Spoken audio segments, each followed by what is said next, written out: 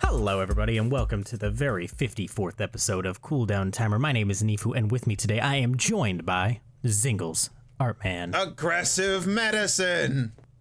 Was that? Never mind. And from the freezing wastelands. Is it frozen yet, or is it still frozen? Oh, it's frozen. Oh. And from the frozen wastelands of Alaska, Mark Hamilton. Zip, zop, zooey. Jeez, I haven't played that game in forever. It's zip, zop, zop. I know. I mean, it would be more fun if it was Zooey, but I mean, the theater kids would take that and run with it. Anyway. So I am really excited about something, and surprise, I discovered a video game, or stumbled across a video game, because that's kind of just what I do, and then I bring it to you guys to tell you all about it. Neefu, if I may interrogate you here. Yes. When you say stumble across, is it like a real game that's out, or is it like a video for a game? Oh, no.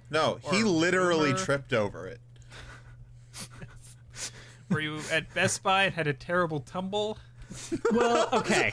Ever since you, ZAM, and I and our ladies and extended friend group played Minecraft a few years back, and we had kind of morphed it into this weird, like, economy simulator. I think ZAM and I, it started an It itch. awoken something deep inside of us. Something dark. And something mathy. Something very mathy indeed. So since then, and that was what, 4 years ago by this point, 3 years ago? Time does fly by. ZAM and I have been looking for The this elusive game. We just have started referring to it as the game because we just haven't been able to find it. And In fact, it doesn't exist yet. I mean, right? I mean, we're pretty confident it doesn't exist, right? this If is it exists, going absolutely nowhere at all. If it exists, we would have found it by now because we really have looked everywhere. We have looked so hard. You want a game that's just like life, but on the computer. And easier. Sort of. And almost correct. But yeah, okay, so ZAM, what were some of the things that we were like super interested, like what we were trying to find in this game? Like it had an economy system. It had a player-driven economy, but not a heavy PvP system, because I know that like a lot of times the games that have that economy, and we were drawn to them for this reason, were things like Rust and stuff. But Rust, where it's just like, all right, you know, the stuff's out there, you can trade, therefore there's an economy. But really, everyone just murders everybody relentlessly. It's kind of a brigandemy economy. Yeah. Anyway, so we were really if interested you in will. that. But then on top of that player-driven economy, okay, so that the player-driven economy either would have to be minimally or massively multiplayer. But you personally or you and your guild would have to have your own space that you could come back to and hang out at, you know, like your own little personal base. Because that's always kind of fun, you know? It's like, okay, I have my own stuff, it's safe and protected, but I can also go out into the world and do fun and cool things. Yeah, and we like farming, we like crafting, doing that kind of stuff. So that was a big part of it for us, was like, you know, going out and getting resources or stuff like that to, you know, Minecraft style. Take, build, mine, craft, you know, that kind of stuff. The old standby. And you use that to further your game, and you're building, you know, but you're not just building decorative buildings, you're building things that have a purpose in the economy and stuff like that. That was something that I was interested in. Yeah, no, totally. And so, I mean, I also kind of grew up playing the Harvest Moon games, and I always enjoyed them. And yeah, the most recent one that came out, well, there's a weird intellectual property problem so the most recent Harvest Moon game in the US is not the most recent game in the same series in Japan. that game was then released in the United States as Story of Seasons. And so I was playing that earlier this year, and it just got me... Oh, go ahead. Oh, well, that I got that game as well, and it's like, I was just on a random note, so disappointed in that game. That game is a prime example of how an art style can ruin a game. Because that game, you know, from what I played of it, seemed pretty great. Mechanically, yeah. Yeah, mechanically sound, but just the art was just, it just looked so bad. Yeah. Like, it's, and then you immediately contrast it with something like Fantasy Life, which did its style perfectly. Exactly.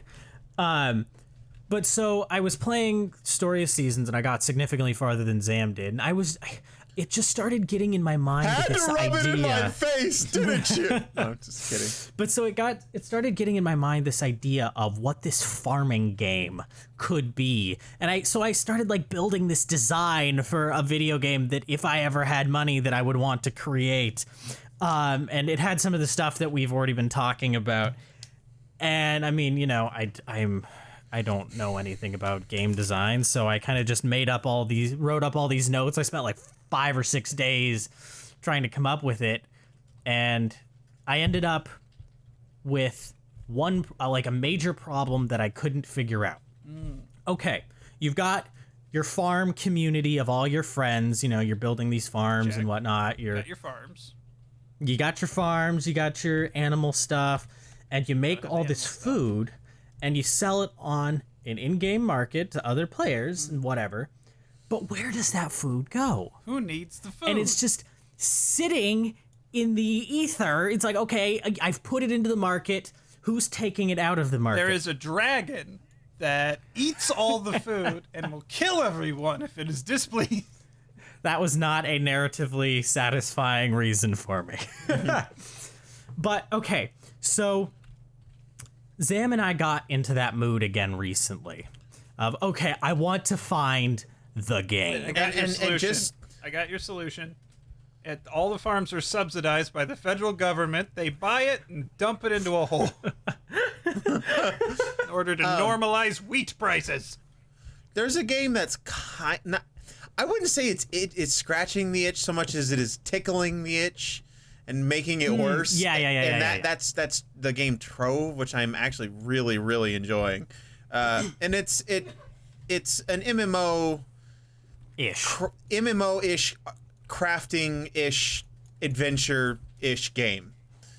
And I think everything it tries to do, it does wonderfully. But it's not trying to be the game that you're looking for. But it has some of the features that we wanted in that game, and it was just another reminder that this game doesn't exist. Just those features were incidental. Like, I know you can craft rings and farm things, but the main point of the game is to level up, to get items, to be more powerful, to fight bigger monsters, to level up.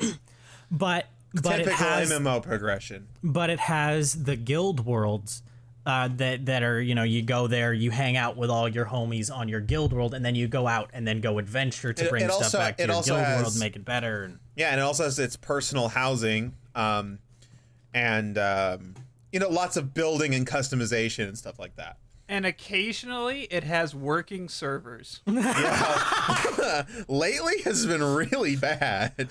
No, audience, they have been trying to get me into it, and I'm mostly willing, but literally every time I have time and I say, okay, let's do it, let's Trove servers offline. My wife has experienced the same thing. It's almost perfectly oppositely lined up with her availability. If she's available, it's down. If she's not available, it's up. Well, though, and to an extent, though, that's kind of a good thing because they're outgrowing their servers, which means people are actually playing the game, which means it's successful, which is good. They just haven't had a chance to upgrade their servers yet. Now, before, I know you're building up to something. It's great. I love the build up, but I just wanted to throw out there, ZAM, many years ago, predating the Minecraft server, I think, you tried to make a game using Warcraft 3 mods. You had like a good quarter or a third or maybe even half of a game worked out called Settlers of Kalimdor. I really wish I still had those files because I had a lot of like you could unlock like this whole other area and unlock a trading village. And in that one, you were working as a team. You didn't trade with each other so much as you did with an NPC thing, you know. But it was mostly about, like, you needed someone to make food or everyone would die. Yeah, I remember a long phone conversation where you explained to me exactly how you set it up. Yeah, everyone would die without food. Every player had their own job, and they had to work together to survive. Man, we have been looking for this game for years. That was like back in high school. That was, early high school. Gosh, when did I play Warcraft 3 last? But yeah, the game just doesn't exist though, and we haven't found anything close in a while. We haven't needed to scratch that itch since Minecraft because we've forgotten about it. No, I think there was one time and that's how we ended up with Cube World. You're right, which in turn kind of led to Trove, because I was like, this is like Cube World the MMO but with more crafting. Yeah.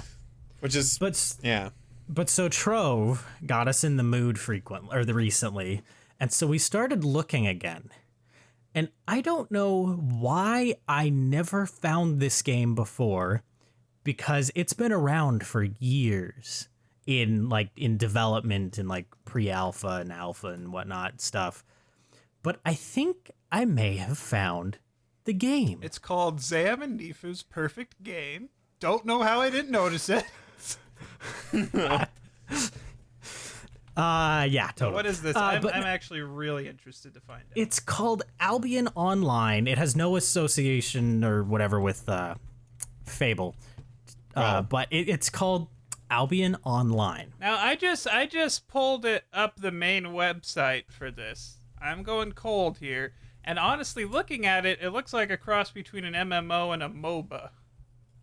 The art style, or not art style, the gameplay style is like Diablo. It looks like, as far as like, you know, you right click to move. It's that kind of downward facing camera and stuff.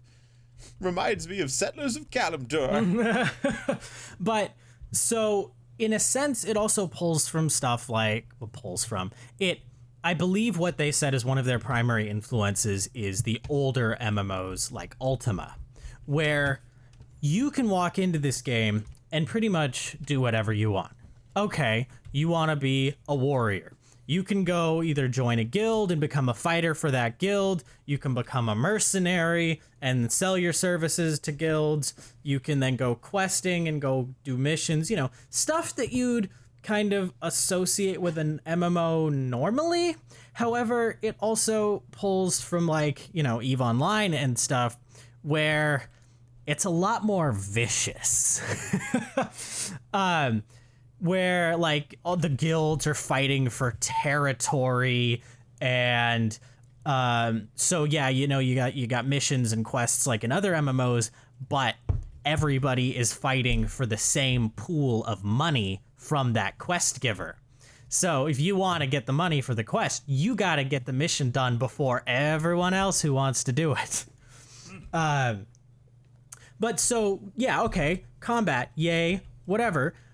What I'm really interested is in the fact that these guilds need food to run. What? They need food to run. They need mounts. Mounts don't just appear out of nowhere. Mounts need to be raised from baby mounts. So there's this, they added this whole aspect of farming where you could legitimately be like a horse breeder in this game. Yes. And just, isn't it awesome? Just raise horses and sell them to guilds. Yes. Oh, I'm sorry, I work exclusively with the Black Cat Guild. You're gonna have to make me an offer I can't refuse. My stallions are the finest on this server. So kind of, well, I believe it's one single server. But kind of like with EVE, everything in the game was produced or procured by a player. Okay, you have a sword. That sword was handcrafted by another player with item or with materials that were harvested by another player. I lost my train of There's thought. layers within layers. So what do you mean by the guilds need food? What happens if the guild don't have food?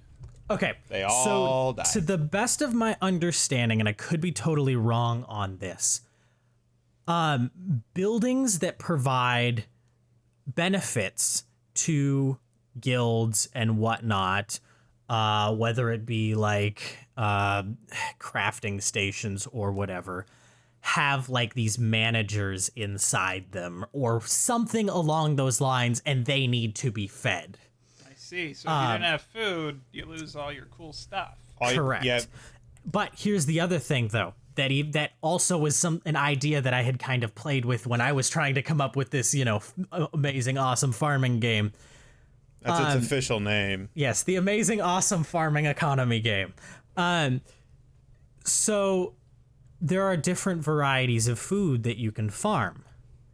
And different, so each of these buildings and whatnot need food, but the people who run, like the NPC characters who run these buildings, don't necessarily want the same food all the time. So they'll have a different request for a certain food that gives you a bonus for the food that you give them, and you have to like go to a different market in a different place around the world to acquire that food, and you have to physically go there and travel through the PvP area to go to different towns. And here's the thing, it's adorable because you have to carry the stuff with you, so you gotta have an ox or an ox and carriage or a donkey to carry your stuff with you.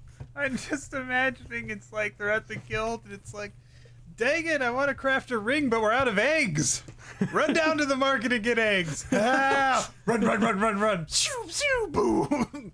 I got the eggs. Run. If the guild has farmers, they don't need to worry about that, but you're absolutely correct. If a guild decides to focus on being more combat oriented, The guild goes to the next guild over and says, can I borrow a cup of sugar? Exactly. But so you were actually talking about how it also looks like it kind of pulls from MOBAs. It actually does, in a really, really cool and interesting way. So kind of like Eve, it's got some turf wars where, okay, yeah, you got your guilds, they're fighting for this town, control of this town or control of this area. But instead of doing these huge all-out battles, each guild chooses 5 champions to then battle against each other, which balances it in an interesting way where it's not all about having the most numbers, it's about having the most skills. So a small guild with 5 really skilled people could technically Take out the biggest guild on the server. Exactly. Well, that's nice, because you know how it is with guilds. It's like, hey, we're in an MMO, let's start a guild and be useless. Or we can join a giant guild and just be useless. fade into the background.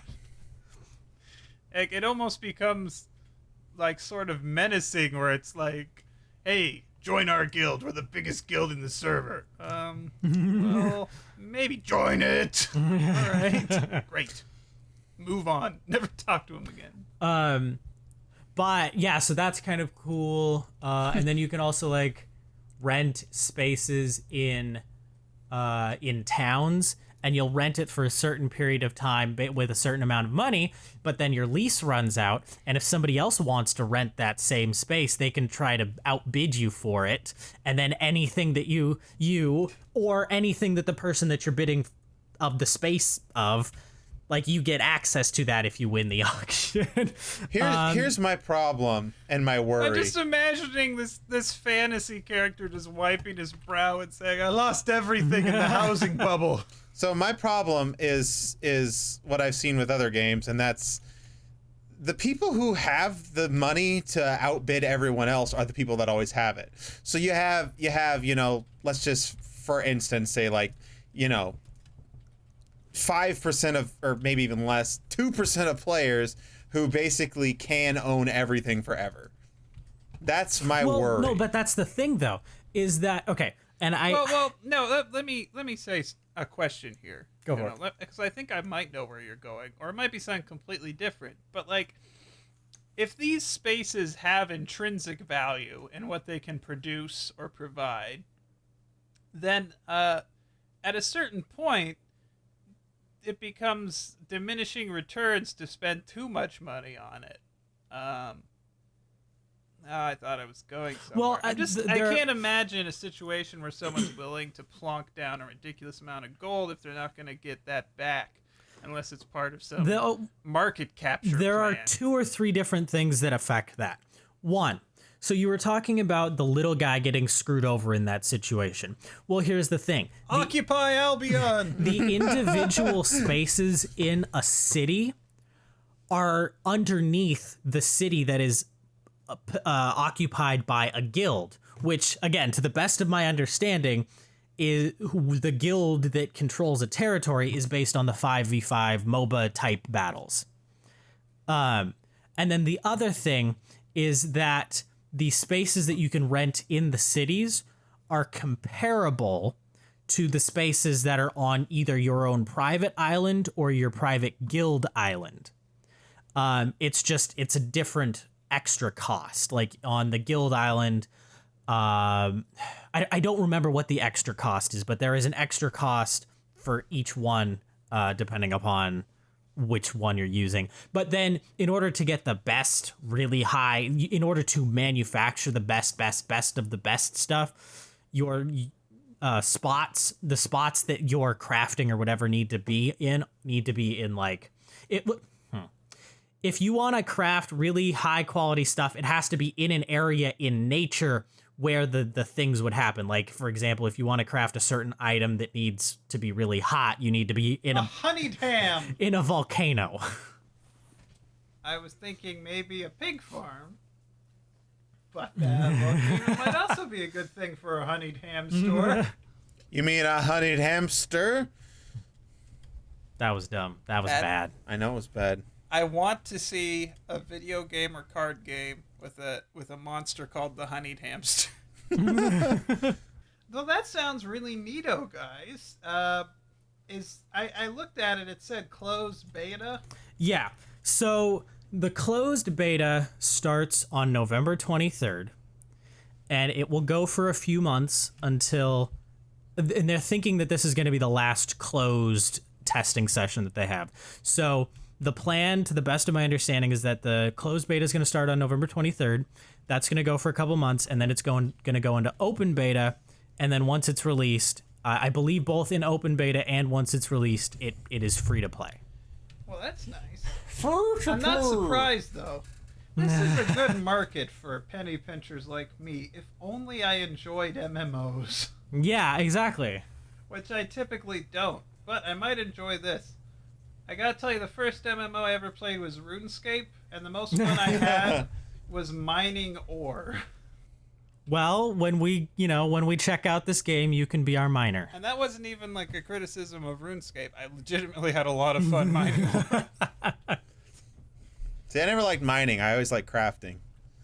And I like farming. We're the perfect team. I love you guys. I've never really been a big fan of crafting things in a lot of games, mostly because maybe it's just the games I play. There's always a fiddly item that you don't have. And it's like, I got 1,000,000 potatoes, but I can't make potato pie without a parsley leaf, and I don't got any parsley. And I don't know where to find it. And I'm tired of this game. That sounds really exciting. I look forward to seeing whether it meets the hype and of the game, and whether you guys are satisfied with it or you take to it and it just doesn't line up. So we'll find out. Yeah. I think one thing I that really could hope kill this it works. is if it's a bit too vicious, because I think you guys really just want to. You want to play something Harvest that feels Moon. good. It's happy. Yeah.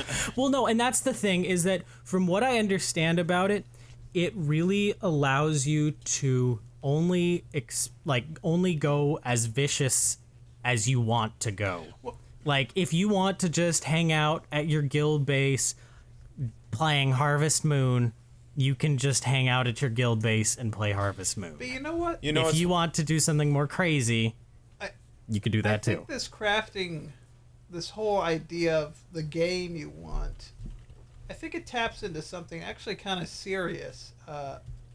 Where, well, moderately serious. I remember Extra Credits a couple years ago. They had a video on video game addiction, which is kind of a serious topic. It's like, where are you going Well, with this? I've never forgotten that video because they said they talked with this guy who's one of the creators who got really addicted to EverQuest back in the day, Oh yeah, back yeah, in the yeah. radical 90s.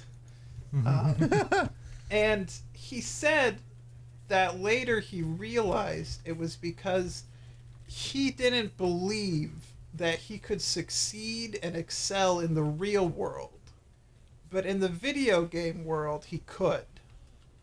And I don't know, I'm not trying to ruin anyone's fun, but sometimes I wonder, it's like, I think it would be really cool, this Albion game, but maybe that's because you can't just set up shop in real life and get success. Yeah. At least I don't Yeah. feel like you can. I mean, I've tried different things, and most of them never work out. Like, if I wanted to, I could make something with my hands and try to sell it, maybe at like a farmer's market or an arts and crafts fair, but I don't think anyone would buy it. The other thing, though, is that it's at a whole different level, because now we got factories and crap and imports and people, thousands of people, taking thousands of people to make one little, thing. But this goes back to a simpler time when you made things with your hands. Yeah, and these days it's like, well, not even these days. To make something takes a huge investment of time and effort if you want to do it well, Yeah. Which is why this game has been in development for like 3 or 4 Well, I'm years. sure, but it's like, in the game, you can accelerate that feeling of mastery. Yeah, no, I get that. Where else I in get real that. life, let's say, I've always been interested in metalworking, like old-fashioned metalworking with like a forge, little blacksmithing, which is technically inaccurate because the blacksmith mostly did horseshoeing, but it's not the point. With a forge and an anvil. But I could never actually do that for a living unless I dedicated my life to it. Yeah. And that's kind of daunting. I get that. I've often thought that I would have liked to have lived in medieval times where I'd, like, at a young age, be apprenticed to a guild and learn a trade and master it, and that's my life. This is my life and you're laughing at. And, I know it wouldn't actually be that much fun, but sometimes I desire that. I think, it would have been great. It Yeah. would have been great to make something with your hands, to be a master of something, to have a profession. And instead, Yeah. I go to work and I sit behind a desk and I move paper around and I answer the phone. It's the opposite of skilled labor, really. And how does that make you feel, It doesn't Mark? make me feel very good. No, I'd love Well- to be out just making stuff for a living, but that's hard. Well, Mark, I would just like to let you know that I really enjoyed your article last weekend Thank on you. Beyond Earth, and I am actually legitimately looking forward to tomorrow's article on Alpha Centauri and how it succeeded in its context problem where Beyond Earth failed. Boy, I gotta tell you, I may have bitten off more than I could chew. Oh gosh. I'm gonna get a great article. You'll see tomorrow. It's just right now as we're recording. It's no, I know what I'm gonna write, but I wrote at the end of last week's article, and next week I'll tell you how Alpha Centauri succeeded. And only just like a couple days ago, I actually started up Alpha Centauri to be like, okay, why did this succeed? Oh my. But no, I feel like it legitimately was what Mark's argument in the article was that Beyond Earth failed because it did not the systems that it played with did not have the same sort of familiarity and Context, context that Civ 5 had with, okay, yeah, you're making your Civ 5 wonders. You've got the Eiffel Tower, you've got the Leaning Tower of Pisa, whatever. But in Beyond Earth, you've got The Mamet work. whatever that is. What's a Mamet work? You know what? You know what really bothered me about Civ? Just all civs? In general? Just all this yes, Civ 5 specifically because it's the one I've played, but you know, it was in the other ones as well, and it would have bothered me in there too. What are they called? That you were just talking about? Wonders? Wonders. The fact that the wonders were real things, it bugged me. Really? It bugged you? Yeah, Because you could have China making Stonehenge? Is that what bugged you? No, I mean, I definitely can understand that because it's like, what is the historical situation that brought China to build Stonehenge when Stonehenge is a monument of the culture at that time? Yeah. Well, and stuff like that, and stuff like, well, it just kind of, it broke the immersion of, oh, I've got this big empire, you know? It's just like, no, you don't. This is all stupid and silly. That's an opinion. It's the right opinion. If you feel like that, then a better kind of game for you would be more like a grand strategy game like Europa Universalis. Oh, Mark. That's right. No, this is legit segging right here. Bring it on. And I'm gonna draw it out actually because I do have a point. Ow. It's not just a joke. Have you ever played or seen Europa Universalis, Zam? No. Or I've heard of it. Well, it is like, okay, so Civ is a game. It's like, okay, we got all these different civilizations and historical stuff, but we got to make it balanced, you know. It's got to be a game. So you get stuff where it's like China can make Stonehenge, because anyone can make Stonehenge, because, you know, it's a game, you know. It's got to be balanced. Yeah. Europa Universalis looks at a 500-year stretch of history. Actually, it might be a little more, but it's like 1300 to 18-something. For pretty much the whole world, but it's focused on Europe, thus the name. And it is like, you know what? History is the way it is for a reason, and that's just how it goes. You can play as any country, but they are not balanced, because history is not balanced. If you decide to play as England, you're going to have a heck of a better time than if you pick Norway. Because I'm Norwegian, I love Norway, but it's kind of a lousy place to have a country. In terms of natural resources and population and all kinds of stuff. One of the first times I played it, I decided to play as Scotland with the idea that I would conquer England and make a Scottish empire, you know. But by the time I had conquered England, I had spent so much resources in the war effort that I was never able to really catch up, and the empire never really took off. And I was mad until I realized that's what would have happened. There's not Scotland in a position to become an empire, but England was. I want to buy this game. Dude, here's the problem, though, because it's a Paradox game. It is menu heavy. It has a learning curve, to be sure. Neefu has played Crusader Kings 2. Yeah. Now, I don't think it's as bad as Crusader Kings 2. Oh, really? Personally. Okay. But maybe that was just me, because I actually... Our resident strategy guy, or strategy game expert. Because I was listening to a different podcast, the Diecast, which has a person on it who's played a ton of Crusader Kings 2 and then switched to Europa Universalis and said he was just completely lost. Oh, gosh.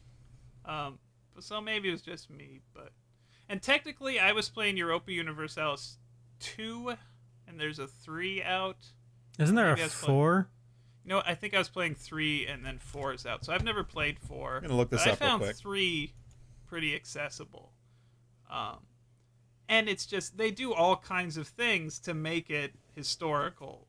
To the point where it's unfair, but that's fine, you know. Like, if you play as China,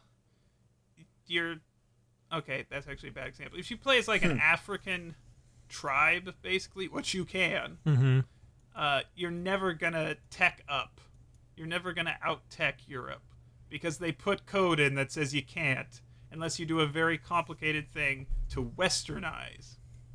Huh. Which Okay. it's a real thing that happened in history where some Yeah. countries were like, we have to westernize if we're going to learn how to use guns and things. Yeah. That sounds really fascinating. It is Now- fascinating. And now we get Here to we the go. cherry Here we on go. top, the end of this seg. Paradox is coming out with a new game sometime, I don't know when, I think it's next year sometime is what I read.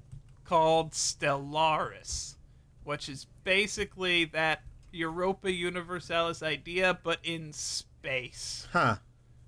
Well, that's not true, because Europa Universalis is very much set in real history that happened, and obviously no one knows the history of space. There is no history of space yet. But I'm really excited about it. Really? Because, yeah, basically you I'm even interested. Yeah, you're going to make your own species, basically, with its own cultural traits and its own stuff going on with it, and start a space empire, and you go on to different planets, and there's all kinds of stuff you can do. Because Paradox games are menu heavy, and they are hard to learn, but once you learn them, you can do so much. Oh yeah, Mountain Blade was great. Yeah, you get unparalleled freedom. Yeah. Like, I was just reading some of the press releases about it, and it's like, it's set up so you can play multiplayer really easy. It's not turn-based. It has a timer, a speed that's maneuverable, so you can move at like 4 times speed, but it's just constantly going on, real time, quote unquote, which makes multiplayer a lot easier. Because I remember we played multiplayer Civ, and I think Sam, your biggest complaint Wasn't fun. Waiting for turns. waiting for turns. Well, and I think one of the parts that I think is, I guess, kind of interesting to me is that, so you make your species out of a bunch of different random parts that you can choose from, but then so can all of the other bots or other players. So even if you've played the game 100 times, you don't know what's going to be out there in space this time you're playing. Yeah. And they've even got setups where, like, you can make a federation with other peoples, and it's like a legit federation with federation laws and elections and stuff. And Zam, just to give, because I think Neefu probably read some, well, yeah, you did read the same article I read, 'cause you shared it on the cooldown timer page. But Zam, just to give you an idea of the level of detail that Paradox can get in its games, they basically different event type stuff can happen, and there's like one event where you find a hollowed out asteroid, and you'll have different options based on how you built up your space empire. Oh. Where, like, apparently the hollowed out asteroid has like a temple in it to some weird alien god, and if it's empire or what kingdom or whatever that's very religious, you have the option to destroy it because it's heresy. Where you wouldn't have that option if you picked like a more secular empire. Huh. And then there's also the option of if you blow it up, it could end up accidentally hurtling towards your planet. Yeah, stuff like That that. doesn't sound was- pleasant. What? There was one line in the article that just spelled Paradox games all over. It's all over almost all of Paradox games, where they said, we wanted to avoid a situation where you can say that you've won the game. Oh gosh. So it just keeps going. Yeah, well, think about Mountain Blade. Is there ever a point in Mountain Blade where the game says, you won! You did it! No. You're a winner. You set your own victory. Exactly. Same thing with Europa Universalis. It's never going to tell you, hey, you won. You did good. It just goes till it ends. Or you lose. Which is, I guess that's an you ending. just stop playing if you lose. And it's the same And thing the with this end. space game. They're like, we don't want you to ever think you've won. So they've set it up in the late game. There could be giant galaxy-wide catastrophes that everyone might have to band together to fight or be Good destroyed. Lord. I'm really excited for it. It looks. That sounds really cool. Yeah. Well, and it's multiplayer. Oh, who cares? No, I'm just kidding. I'm kidding. I know we both care. Weirdly enough, Paradox is kind of big about multiplayer in their grand strategy games. Like, Europa Universalis is just so huge and complicated. I could never really imagine playing it with someone. But Is that one turn-based? no, it's the same thing where it's just the clock is going. Huh. You can change the speed, but that's it. ZAM, I think I have 3 on my Steam account. I might have to check that out. But from what I hear, at the Paradox Studios, they are playing games with each other all the freaking time. They're very competitive. Huh. I can imagine. Sounds interesting. On that very competitive note, that sounds interesting. We have come to the end of episode 54. I mean, did you have something else you wanted to talk about, Mark? No. We have come to the end of episode 54 of Cooldown Timer. Again, my name is Neefu. I was joined by ZAM and Mark. If you want to hear more of our episodes, you can do so by going to cooldownttimer.com. And if you want to follow us and find out information and get a heads up, an early heads up on, some of the articles that I'm linking there, go to the Cooldown Timer podcast Facebook page. And then tomorrow, go to cooldownttimer.com to check out Mark's part 2 article on what was it? Alpha Centauri, Tower, whatever. That is all we have for you today. That is it. These episodes have grown longer. Good night. And stay safe, Seattle. Goodbye, everyone. Have a great week. Or a bad week. Or a week. Make choices. Don't bite people. Unless they bit you first. And even then, it's probably not the most sanitary way to defend yourself. Why would you bite someone? I mean, really, that's not like the human being's most efficient natural weapon. It does hurt, but so does getting hit in the face. And you don't have to bite someone. You got to get really up close and personal for that. Expose all of your face to wherever you're biting, which is probably... Where are you going with this? I'm not going anywhere. I stopped recording an hour ago. Cool down timer, yeah.